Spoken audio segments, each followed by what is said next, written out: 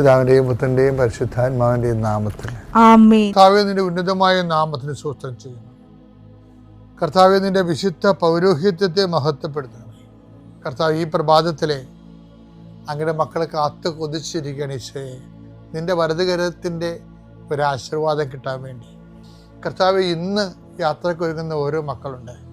ഓരോ ഉദ്യമങ്ങളിലൂടെ മനസ്സിൽ വിചാരിച്ചുകൊണ്ട് പോണവരുണ്ട്. ഓരോ ലക്ഷ്യങ്ങൾ മനസ്സിൽ വെച്ച് പോകുന്നവരുണ്ട്. കർത്താവേ, നിന്റെ തിരുമുറുവാർന്ന് ആണിപ്പെടുതാന്ന് വലതുകരം മക്കളുടെ ശിരസ് വെക്കണമേ. അവർ പോകുന്നിടത്തേക്കല്ല, നീ പോകുന്നിടത്തേക്കെല്ലാം ഞാൻ നിന്റെ കൂടെ വരുമെന്ന് കർത്താവ് അങ്ങ് പറഞ്ഞിട്ടുണ്ടല്ലോ ഈശോയെ. അങ്ങയുടെ സഞ്ചാര സാന്നിധ്യം അങ്ങയുടെ മക്കളുടെ കൂടെ ഉണ്ടായിരിക്കണമെന്ന് പ്രാർത്ഥിക്കുന്നു. എൻ്റെ കർത്താവെ, രോഗികളെ സംബന്ധിച്ച് പ്രാർത്ഥിക്കുന്നു. എൻ്റെ കർത്താവെ, മുടി കൊഴിഞ്ഞു പോകുന്നവരുണ്ട്. വട്ടത്തിൽ മുടി കൊഴിഞ്ഞു പോകുന്നവരെ കാണിക്കുന്നുണ്ട്. അവരെല്ലാം കർത്താവ് സ്പർശിക്കണം. അവരിത് മാത്രം മാനസിക സംഘർഷം അനുഭവിക്കുന്നു. Cancer 4th stage അനുഭവിക്കുന്നവരുണ്ട്. കരളുവേദനക്കാരുണ്ട്, ഉദരവേദനക്കാരുണ്ട്, കണ്ണിന് കാഴ്ച മങ്ങുന്നവരുണ്ട്, മൂക്കിൽ ദശ വളരുന്നവരുണ്ട്, PCOD രോഗികളും ഫിസ്റ്റുല രോഗികളും RSS രോഗികളും നടുവിന് വേദനയുള്ളവരും ഈശോയെ ഇടുപ്പലിന് വേദനയുള്ളവരുണ്ട്. അവരെ എല്ലാം നിന്റെ തിരുമുറുവാർന്ന വലതുകരത്താൽ സ്പർശിക്കണമെന്ന് പ്രാർത്ഥിക്കുന്നു. സാമ്പത്തിക തകർച്ചയുള്ളവരും ഓരോരോ ഇൻ്റർവ്യൂവിനും ടെസ്റ്റിനും വേണ്ടി പോകുന്നവരും അതിനെക്കുറിച്ച് പേടിയുള്ളവരും ട്രാൻസ്ഫർ കിട്ടിയവരും പോകാതിരിക്കാൻ നിവൃത്തിയില്ലാത്തവരും പോകേണ്ടി വരുന്നവരും അവർക്കും ഒരു കർത്താവ് സെറ്റിൽമെൻറ്റ് കൊടുക്കണമെന്ന് പ്രാർത്ഥിക്കുന്നു. മക്കളില്ലാത്തവർ, വിവാഹം താമസിക്കുന്നവർ, കുടുംബസമാധാനം ഇല്ലാത്തവർ, ഭാര്യാഭർത്താക്കന്മാർ അകന്ന് താമസിക്കുന്നവർ, മക്കൾ ദുർനടപ്പിലായിപ്പോയവർ, തെറ്റായ വഴികളിൽ പെട്ടുപോയവർ, എൻ്റെ കർത്താവിൻ്റെ ഉന്നതമായ നാമത്തിൽ സഭയുടെ അധികാരത്തിൽ കുരിശടയാളത്തിൽ ദൈവശക്തിയാൽ ഇന്നത്തെ ദിവസത്തെ കർത്താവ് നിങ്ങളെ അനുഗ്രഹിക്കട്ടെ. അമ്മേ പരിശുദ്ധ അമ്മേ, അമ്മേ പരിശുദ്ധമേ, ദൈവമാതാവേ, കൃപാസനത്തിലൂടെ ഞങ്ങൾക്കും ഞങ്ങളുടെ ദേശത്തിനും അമ്മ മധ്യസ്ഥം തേടി തന്ന എല്ലാ അനുഗ്രഹങ്ങൾക്കും കൃപകൾക്കും ഞങ്ങളിപ്പോൾ ഹൃദയം നിറഞ്ഞ നന്ദി പറയുന്നു. അമ്മേ പരിശുദ്ധമ്മേ, ദൈവമാതാവേ, 2004 ഡിസംബർ 7 ഉച്ചകഴിഞ്ഞ് 2:30 കൃപാസനത്തിൽ സംഭവിച്ച അമ്മയുടെ പ്രത്യക്ഷപ്പെടലിനെക്കുറിച്ച് തിരുസഭയ്ക്ക് സമർപ്പിച്ചിരിക്കുന്ന പഠനരേഖകളുടെ മേൽ സഭാത്മകമായ പഠനം ആരംഭിക്കുവാൻ ഞങ്ങൾ പ്രാർത്ഥിക്കുന്നു. അമ്മേ പരിശുദ്ധമേ, ഭൂസ്വർലോകങ്ങളുടെ രാജ്ഞിയായ അങ്ങേയ്ക്ക് ഭൗമസംരക്ഷണത്തിനായി പ്രപഞ്ചപ്രകൃതിയെ തന്നെ തിരുസഭ പ്രതിഷ്ഠിക്കുവാൻ ഈ പ്രത്യക്ഷീകരണം വഴി ഇടയാക്കണമേ. പരിശുദ്ധമേ, ജപമാല മാതാവേ, സകല കൃപാസനം പ്രാർത്ഥനയോടും ചേർത്ത് ഞങ്ങളിപ്പോൾ പ്രാർത്ഥിക്കുന്ന ഈ കുടുംബത്തിന്റെ പ്രത്യേക നിയോഗം പറ മക്കളെ.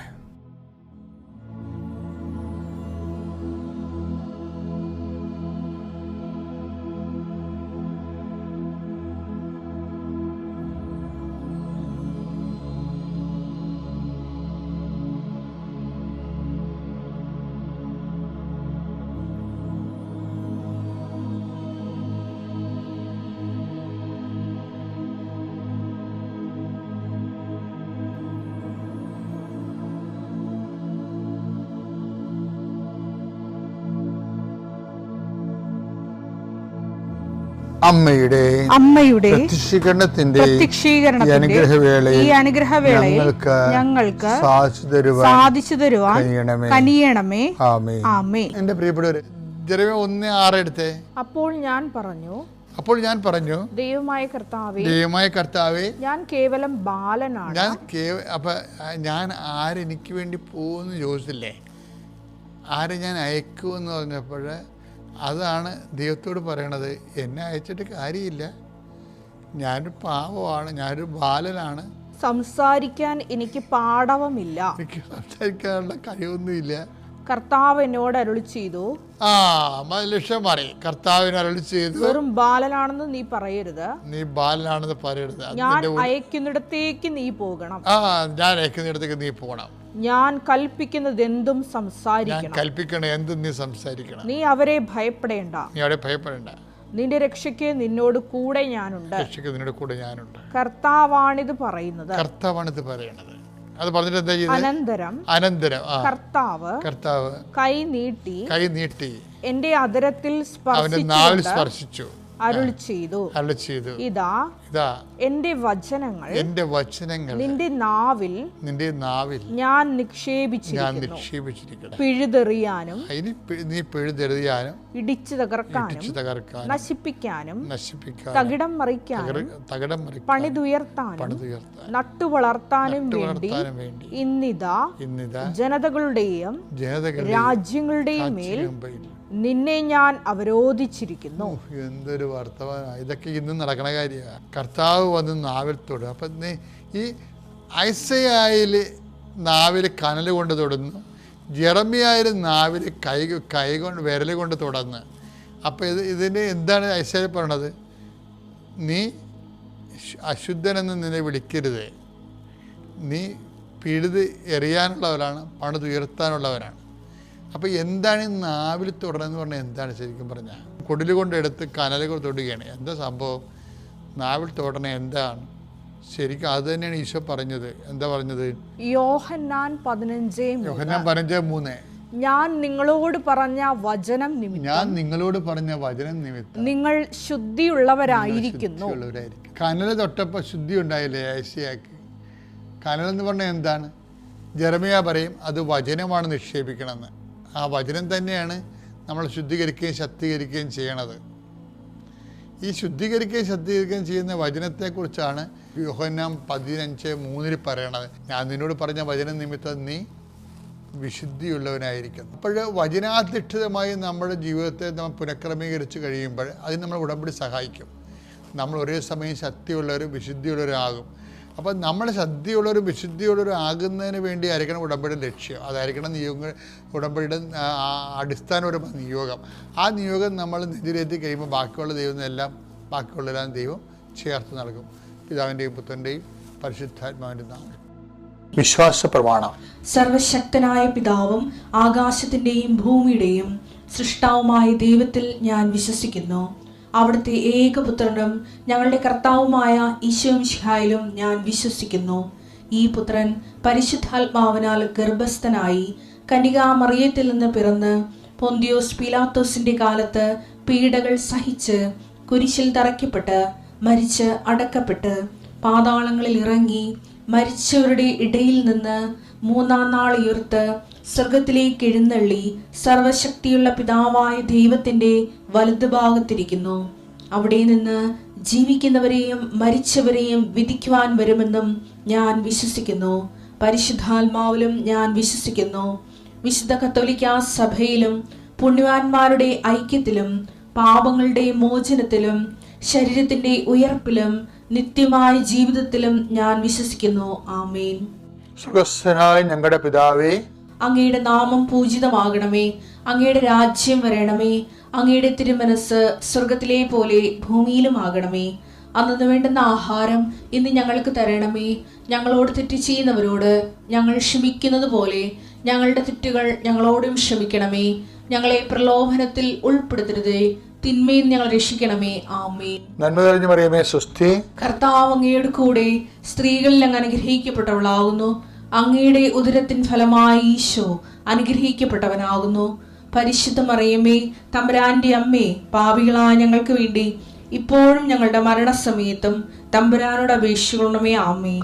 ആദ്യം നേഴ്സിനെ കാണിച്ചു. ഇതിങ്ങനെ ഈ ബ്രസ്റ്റിൻ്റെ ഇത് പഴുക്കുന്നെല്ലാം കാണിച്ചപ്പോൾ നേഴ്സ് ഡോക്ടറെ വിളിച്ച് കാണിച്ചു. ഡോക്ടർ പറഞ്ഞു നിങ്ങൾക്ക് വ്യാഴാഴ്ചയിലാണ് ഡേറ്റ് കിട്ടിയത്. വ്യാഴാഴ്ച വരെ ഇത് ഇൻഫെക്ഷനായിട്ട് പ്രശ്നമാകും, ഇതുകൊണ്ട് ഇന്ന് തന്നെ പോകാൻ പറഞ്ഞു. ഞങ്ങൾ അന്ന് തന്നെ പോയി കണ്ണൂർ മിംസ് ഹോസ്പിറ്റലിൽ നിന്ന് അത് ഓപ്പറേറ്റ് ചെയ്ത് ബയോപ്സി അയച്ചു. കുറച്ച് ദിവസം കഴിഞ്ഞപ്പം റിസൾട്ട് വന്നു. ഞങ്ങൾ പേടിച്ച പോലെ ഒന്നും ഉണ്ടായില്ല, ക്യാൻസർ ഒന്നും അല്ലായിരുന്നു. അന്ന് എന്താണെന്ന് വെച്ചിട്ടുണ്ടെങ്കിൽ ഞാനിവിടെ 31 വരുന്ന ദിവസം അന്ന് ഇവിടെ ധ്യാനം നടക്കുന്ന സൺഡേ ആയിരുന്നു.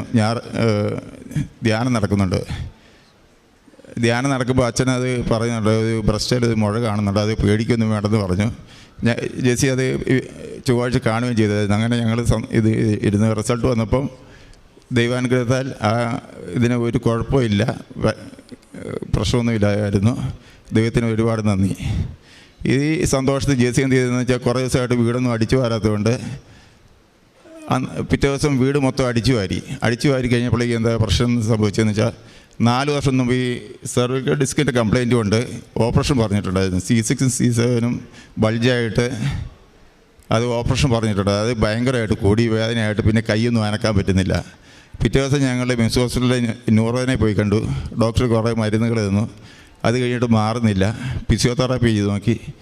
അത് കഴിയുമ്പോഴും വേദന കൂടിക്കൂടി വരികയാണ്. കൈ അനക്കത്തില്ല. ഒരാൾ താങ്ങി പിടിക്കണമെങ്കിൽ മാത്രമേ ഏറ്റു നിൽക്കാനൊക്കെ പറ്റുള്ളൂ. ഇത് എന്ത് ചെയ്യണം എന്നറിയത്തില്ല. അതുകൊണ്ട് ഞങ്ങൾ കോഴിക്കോട് മിംസിലെ ഹോസ്പിറ്റലിലേക്ക് നേരെ പോയി. കാരണം ഏത് ഡോക്ടറെ കാണണമെന്ന് ഞങ്ങൾക്ക് നിശ്ചയമില്ലായിരുന്നു. അവിടെ ചെന്ന് എല്ലാ ഡോക്ടർമാരും നോക്കിയിട്ട് ഇതിൻ്റെ സ്പൈൻ സർജൻ MRI എടുത്ത് നോക്കി. MRI എടുത്തപ്പോൾ 4 വർഷത്തേക്കാളും ഭയങ്കരമായിട്ട് പ്രശ്നമായിരിക്കുകയാണ്. ഇനി ചിലപ്പോൾ അത് ഞരമ്പ് പൊട്ടി, കയ്യിലേക്കുള്ള ഞരമ്പ് പൊട്ടിപ്പോയിട്ടുണ്ടെങ്കിൽ കൈ തന്നെ തളർന്നു പോകും. അതുകൊണ്ട് ഞങ്ങളോട് പറഞ്ഞു, ഇപ്പം ഇത് സ്റ്റിറോയിഡാണ് ഇഞ്ചക്ഷൻ അടിക്കുന്നത്. സ്റ്റിറോയിഡാണല്ലോ അധികം നാളത്തേക്ക് എടുക്കത്തില്ല. പക്ഷേ ഞങ്ങൾക്ക് ഇത് പേടിയായി, നട്ടലെ ഓപ്പറേഷൻ ചെയ്യുന്നത് പേടിയായതുകൊണ്ട് ഞങ്ങളന്ന് ഡിസ്ചാർജ് ചെയ്ത് പോന്നു. ഡിസ്ചാർജ് ചെയ്ത് ആ ചൊവ്വാഴ്ച പോരുന്ന വഴിക്ക് അച്ഛൻ്റെ ക്ലാസ് ഇത് ധ്യാനം കേൾക്കുന്നുണ്ട്. ധ്യാനത്തിൽ പറഞ്ഞുകൊണ്ട് നിങ്ങളിത് പേടിക്കൊന്നും വേണമെന്നൊക്കെ പറയുന്ന ഈ കത്രിക കാണിക്കുന്നുണ്ട്. നിങ്ങളിത് ഭയപ്പെടുകയൊന്നും വേണമെന്നൊക്കെ പറഞ്ഞു. അത് എല്ലാം ആയതുകൊണ്ട് ഞങ്ങൾക്ക് മനസ്സിന് ധൈര്യം കിട്ടി. പിറ്റത്തെ ആഴ്ച ചെന്ന് ഓപ്പറേഷൻ ചെയ്തു. ഓപ്പറേഷൻ ചെയ്ത് കഴിഞ്ഞപ്പോൾ C6 ഇതിന് 7 ഇടയ്ക്കുള്ള അത് മാറ്റി കറക്റ്റാക്കി ഓപ്പറേഷൻ ചെയ്ത് വേദന മാറി. പക്ഷേ ഇതിൻ്റെ കുഴപ്പം എന്താ പറ്റിയെന്ന് വെച്ചിട്ടുണ്ടെങ്കിൽ കഴുത്തിൻ്റെ മുമ്പിൽ കീറിയിട്ടാണ് ഈ മൈക്രോസ്കോപ്പിക് സർജറി ചെയ്യുമ്പോൾ എല്ലാം ഉപകരണങ്ങളെല്ലാം ഉള്ളിലേക്ക് കടത്തി ചെയ്യുന്നത്. അപ്പം ഇത് വോക്കൽ കോഡിൻ്റെ അതിലെ വോക്കൽ കോഡ് പാൾസി ആയിപ്പോയി. ഇവിടെ ഇരിക്കുന്ന ഇത് കേൾക്കുന്ന ഡോക്ടർമാർ നഴ്സുമാർക്ക് അറിയാം. അത് പാൾസി ആകുന്നത് പറഞ്ഞാൽ ഒരു സൈഡിലെ അത് വർക്കാകുന്നില്ല. അങ്ങനെ വരുമ്പോൾ ഇത് രഹസ്യം പറയുന്ന പോലെ സംസാരിക്കാം. അതല്ലേ പ്രശ്നം. ഭക്ഷണം കഴിക്കാനോ വെള്ളം കുടിക്കാനോ ഒന്നും പറ്റിയില്ല. കാരണം അത് ഇറങ്ങുമ്പോഴേക്കും ഈ ശ്വാസനാളി അടയുന്നില്ലാത്തതുകൊണ്ട് അത് വിക്കിപ്പോവാണ്. വിക്കിപ്പോയ പ്രശ്നങ്ങളാകുകയാണ്. ഭയങ്കരമായിട്ട് ശ്വാസകോശത്തിലേക്ക് ഭക്ഷണത്തിൻ്റെയൊക്കെ അംശം പോകുന്നതുകൊണ്ടൊക്കെ വലിയ പ്രശ്നങ്ങളാകുകയാണ്. അപ്പോൾ ഞങ്ങളത് പിന്നെയും കോഴിക്കോട് മിംസിലെ ഡോക്ടറെ കാണുക, ENT ഡോക്ടറെ എല്ലാം പിന്നെ ഡോക്ടറെ കാണിക്കുന്നത്. അവിടെ ചെന്ന് സ്പീച്ച് തെറാപ്പിയും എല്ലാം ചെയ്തുകൊണ്ടിരിക്കും.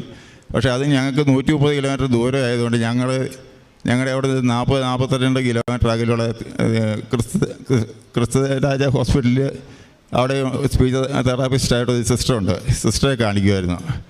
അപ്പോൾ ഡോക്ടർമാർ കോഴിക്കോട് വരുമ്പോൾ പറയുന്നത് നിങ്ങൾ 2-3 മാസം കൂടെ നോക്കുക. അത് കഴിഞ്ഞിട്ടുണ്ടെങ്കിൽ ഈ ശബ്ദം കിട്ടാൻ വേണ്ടി ഒരു ഓപ്പറേഷൻ ചെയ്യാമെന്ന് പറയുന്നത്. സിസ്റ്ററിനോട് ഞങ്ങൾ ഇതിനെപ്പറ്റി പറയുമ്പോൾ സിസ്റ്റർ പറഞ്ഞ് അത് സക്സസ് ആകുമെന്ന് അറിയത്തില്ലല്ലോ.